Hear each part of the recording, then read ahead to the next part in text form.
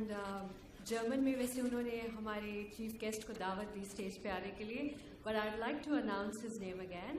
Thank you so much, His Excellency, Mr. Martin Kobler, for being here and gracing your presence on this wonderful occasion. I'd like you to please come up on the stage, and also, once you're done with your speech, I'd like you to stay on the stage for the inauguration ceremony. Thank you, sir.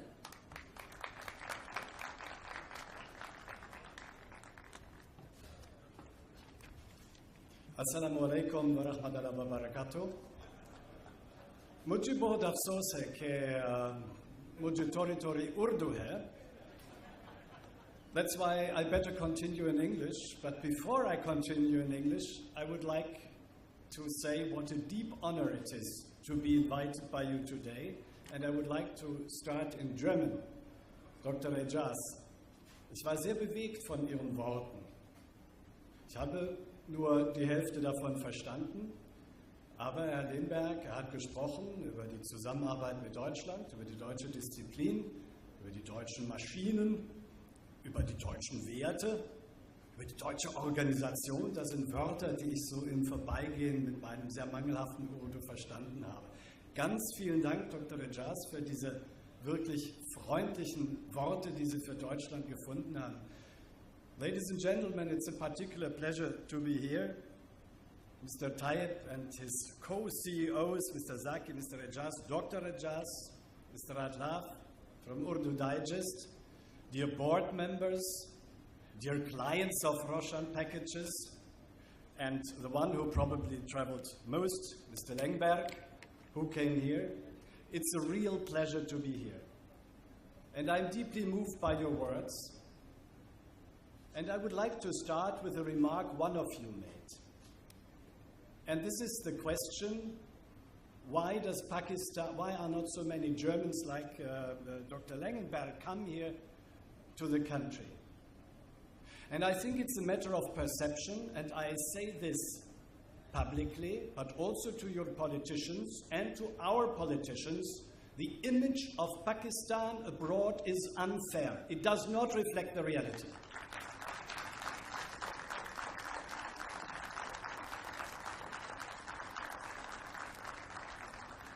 Now, you have me totally with you when you say, help us to improve the perception. I do what I can in my conversations with our politicians and our government officials. But I tell you, I arrived in August last year here in this beautiful country. And the first time I was in Lahore, I have to tell you the story, I did not come with a car. I went to the Rawalpindi train station. I bought a ticket for 700 rupees. I jumped on the train, and I came to Lahore. But most importantly is to put this on the internet and to put it on Twitter. The haircut you see here is a haircut I had from Peshawar 2 weeks ago, where I go to the hairdresser. Now, if you don't believe me, check my Twitter account, and I hope from today on you all follow me at Kobler in Pak, and you can see it. Both the haircut in Peshawar, and if you go further back, also the train ride here to Lahore. Now, we are here today to celebrate, and for me it's a real pleasure to be here with you, to celebrate the very impressive achievements and the new machinery of ROSHAN Packages. And I must say I was deeply impressed by your presentation. It was a great presentation. I'm deeply impressed also by the spirit of the company and the family of the Qurayshis who run it. Maybe this is something we have lost in Germany. You founded this company way back in '59.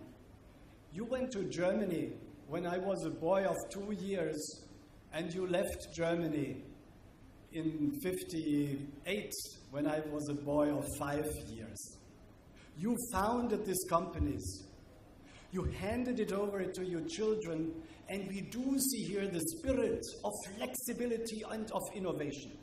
And I think this is what's needed, and maybe this kind of family spirit within a company is a little bit lost in the corporate identities of German companies. And this is what I find here, and this I deeply appreciate. I personally am coming from the South Germany kind of middle income entrepreneurs in the region of Stuttgart. And we had, when I was young, this family spirit, where fathers ran the company, trained the sons to get in. Some sons and daughters did not want. Others went into the family business. And here in Pakistan, in Lahore, with ROSHAN Packages, I see the same spirit. Now, these are the positive things. Let me come a little bit to one thing which worries me, if you allow, and this is the state of affairs of German-Pakistani bilateral trade and investment relation. Now, you know your neighboring country in the east is not very far, just a few kilometers. If you compare Pakistan with India, there is still a lot to do here. And I would like to do my best in Pakistan in order to enhance the trade, but also to enhance the investment. I cannot be happy as German ambassador in Pakistan that the bilateral trade exchange between Germany and Pakistan is mere $2.6 billion US.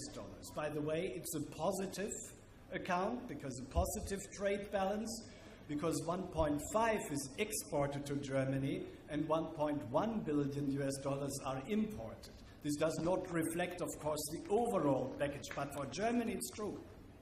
Now, I cannot be happy with this, comparing this to the trade relations with the countries surrounding Pakistan. This is not satisfactory.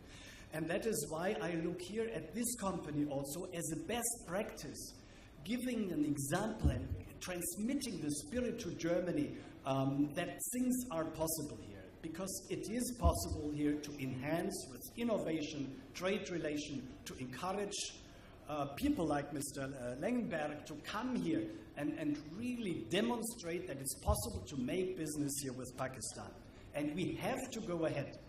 What we did, and this is worth mentioning, some of you might have heard of the GSP+. This is a free access to the European market. After the GSP+, the trade raised 38% to Europe, and I think this is a very good sign. Now, GSP+, I'm fighting for it. Of course, there are conditions attached, so we are reviewing, the European Union is reviewing this once every 5 years. This is the way to go, to have a free interchange of goods, of trade between the European common market comprising 500 million people and this huge country here, Pakistan, with now 210 million people. You see, the trade relations between Europe and Pakistan is 28%. 28% of all your exports go to the European Union. And guess how many to China? 9%. And guess how many to the United States? 10%. But 28% to the European Union of all your exports. I think this is very important to know, given the sometimes conflicting messages we get here in world politics. The European Union is your natural trade partner outside the region. And by the now, I have come to another point I would like to make, because I was deeply impressed by what I did yesterday and today, and I really want to convey this. There was a presentation of a youth report by the UNDP yesterday in Islamabad. And I spent the whole morning, that's why I was a little bit late, I spent with the Technical Vocational Training International Conference in Islamabad. Now, the question of the markets, the question of the social environment, the question of democracy, this is the major challenge for the country. And every business, also ROSHAN Packages, is embedded in a bigger picture. Pakistan now has 210 million inhabitants. You will have in the year 2050 400 million inhabitants. India will have 1.8 billion inhabitants. China will have 1.3 billion inhabitants. And 64% in Pakistan of those being in the country in 2050 are below the age of 30. Already now, there are 3 million, close to 3 million young people who are going on the labor market every year. This will be 100 million young people until 2050 who are going on the labor market. Now, this is a challenge for a country. This might present problems, but of course it's also an enormous opportunity. But only if the educational system in this country, also providing apprentices, providing young people, but also highly educated people to the companies here, this is the chance Pakistan has to grasp. The current state of affairs, to spend only, well, not 3% of the gross national product on education, and your own target here in Pakistan is 7%. 7% by 2009, but only almost 3% are spent on education. And Dr. Ejaz, I take up some words of you, and I also take some words of Muhammad Iqbal. And you, Dr. Ejaz, and Muhammad Iqbal were studying in Heidelberg. Now, there is one quote I have seen here on the screen, which said, "It's the determination which counts, not the brain." Now, Dr. Muhammad Iqbal is your national poet, and who am I to contradict him? But I would like at least to tell you, if maybe Dr. Muhammad Iqbal lived today, he would have said it's determination and it is the brains.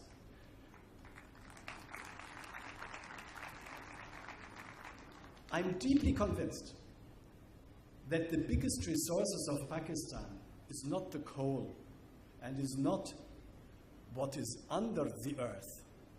It is what is above the earth. And this is the human capital of the country. This is the great population what you have. This is the young population of this country. Every political party has to take care of. And I do encourage, particularly in an election year, everybody to take care of the young people, because the greatest potential this country has is the young population, and you have millions of them.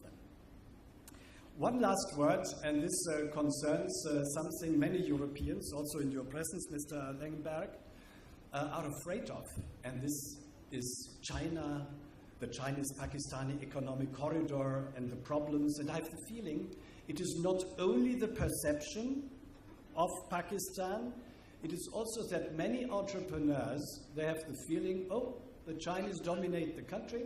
There's the CPEC, the Chinese-Pakistani economic corridor. There is a 60 billion investment here in energy, in roads, in glass, fiber optics, and whatever. Why should we invest? And you know, you are the entrepreneurs. Capital is shy like a deer.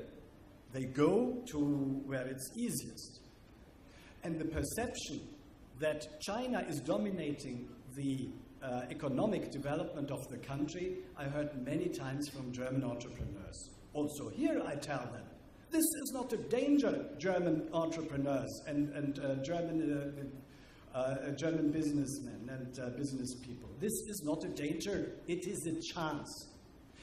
And our politicians back home in Germany, I say, we have to talk also in Beijing to those there planning the CPEC, that we get our share as European companies here in the